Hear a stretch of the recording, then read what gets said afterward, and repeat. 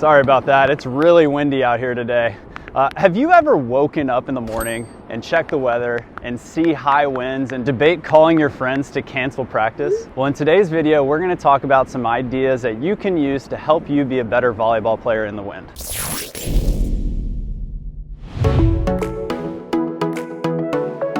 Hey guys, welcome back to the Better at Beach YouTube channel.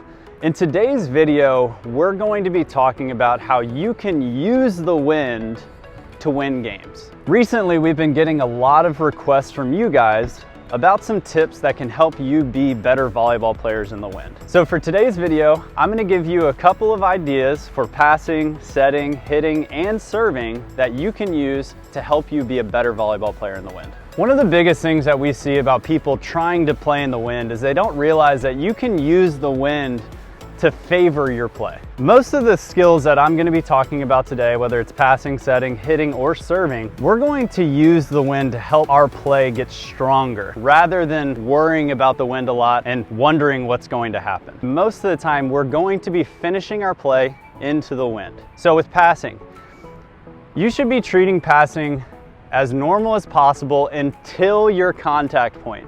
And then once you contact the ball, you've made your move to that position and you're making your contact. If your normal pass would be here, and if this wind is coming from my right to my left, then it's my job to make sure that I finish stronger into that wind. Because if I don't, the wind is going to keep this ball pushing to my left. And if the ball is getting pushed to my left, that means that my setter is going to be running and trying to catch up to this ball rather than being able to run to a spot and set. All you need to think about is wherever you make your move, whether it's to your right, whenever you're making your pass, you need to think about finishing into the wind, allowing this ball to drift and get carried by the wind. An easy way to think about this is if you draw an X on the court where you're trying to pass, and for right now, the wind is still going from my right side to my left side. If I'm trying to aim and hit that X right in the middle, then I actually need to aim about a foot or two to its right, knowing that the wind is going to push that ball back to the X. That's a good key to remember for all the skills that we're going to cover today. Now that we're moving on to setting, setting is a little tricky because you need to do two different types of sets depending on whether the wind is at your face or on the back of your neck. So for right now, for me, the wind is in my face. I can feel it blowing against me. So when I go to make this set, I'm gonna try to roll my set into the location. The reason that I'm going to roll my set is because when we put topspin on this ball, it cuts through the wind really, really well, which means that I can be a little bit more accurate on how to get this ball to that location. When you're performing this kind of set, imagine what you look like when you're licking an ice cream cone. And your arms should be your tongue and the ball is the ice cream. So you're going to use that motion to gain topspin to your set. I'm sure you picked up on it, but I've now changed sides of the court. So now the wind is at the back of my neck. And unlike on the other side where I'm putting topspin on this ball, now this set is gonna feel more like I'm lifting. So I want you to imagine what a waiter or waitress looks like when they're carrying a thing of champagne. And I want you to think about when you go to make this set, you cannot spill any of the champagne. So when my partner passes the ball and I'm making my approach to the net, I need to think about getting this ball up in the air and allowing the wind to push it into my hitter's window. And the way that I'm going to do that is by establishing my platform early and then using mostly legs to finish. If you notice, when I put my arms together, I don't have any motion on my shoulders like this. I'm leaving my shoulders locked and I'm allowing this lift to take place. Moving on to attacking. When we're thinking about attacking, most of the time you want to put yourself into a position where you can hit hard into the wind. If you have a crosswind, meaning that the wind is coming across the court, then you can either go behind or stay on your side, allowing your cross-court hit to be powerful into the wind. Same thing if you have an inline to inline wind, then there's gonna be one side of the court that will allow you to hit balls as hard as you can.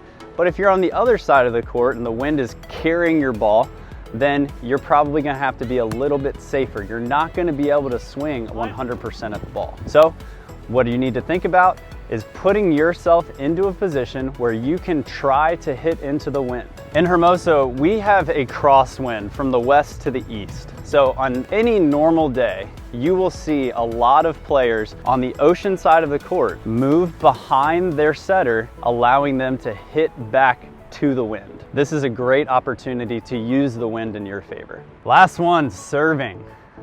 So when we're thinking about serving, it's gonna feel very similar to a lot of the things that I said when I was talking about attacking, but I wanna tell you a little bit about the difference between jump serving and float serving. Both of these serves can be extremely valuable in the wind, especially when you feel the wind at your face.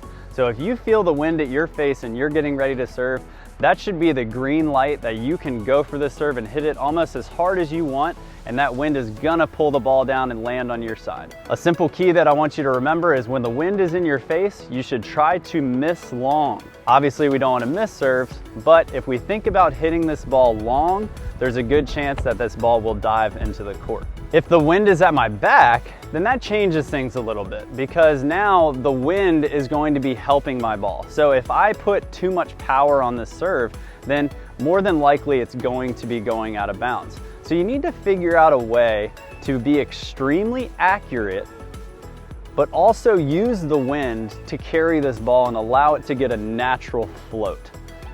What that means is that instead of really punching this ball and getting it over to the other side of the net, we can kind of tap it and let it hang up there, and the wind will create a natural float.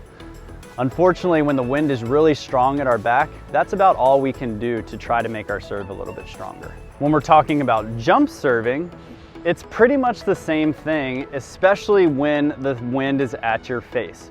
You can toss this ball up, make sure you keep that toss in front of you. Remember, it's gonna get blown back at your face. And when you go up to swing at this ball for your jump serve, same idea. Keep this ball somewhat close to the top of the net and try to miss long. If you try to miss long, those are the best serves and the hardest to pass. So we've talked about what we should be doing when the wind is at our face and when the wind is at our back, but sometimes we play in a crosswind like we have in California. When we're talking about playing in a crosswind, we should still use the same ideas of hitting the ball into the wind. So for right now, I'm standing in the back left corner of the court and the wind is coming from my right side. So if I want to jump serve or if I want to hop in a float serve, I can, but I should be attacking the left side player on the other side of the court. That person is in the corner that we have deemed the coffin corner, meaning that when you're in that position, it's the hardest spot on the court to receive. And the reason for that is because the wind is going to be not only pulling the serve into the court, but also to your side.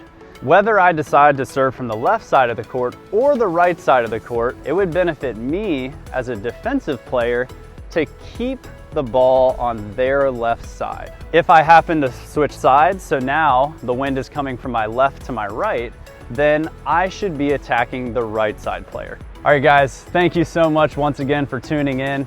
There are so many things that we could cover about playing in the wind, so if you have specific questions, I want you to leave those in the comments below and I guarantee you that I will answer them personally. So please go in the comments below and give me whatever strange situation you dealt with so we can figure out what you could have done differently to score more points. If you're interested in learning and getting better on your own, please, please, please download our free, yes, I said free drill book that you can download for free today, which means there's absolutely no cost. So I suggest that you do that right now. And as always, thank you so much. We'll see you next time.